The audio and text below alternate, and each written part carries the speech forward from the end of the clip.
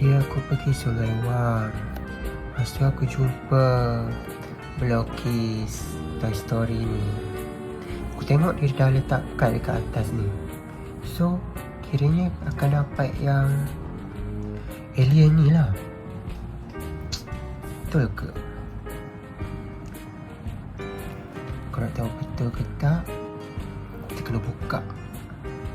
Jom.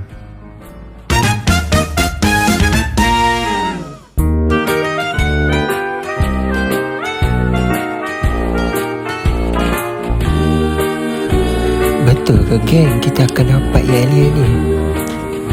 Jom kita unboxing.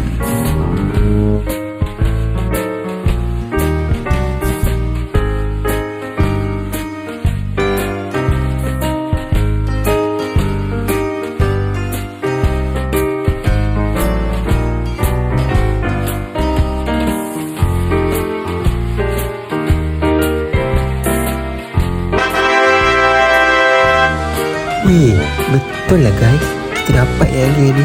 Jom kita merakit dia. Let's go.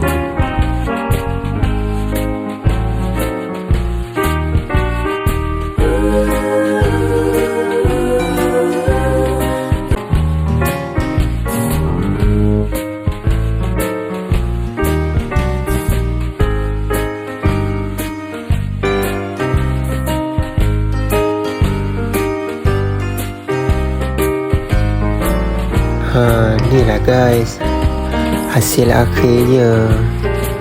Comel kan? Okay lah guys, korang jangan lupa subscribe, komen, share tau. Bye bye.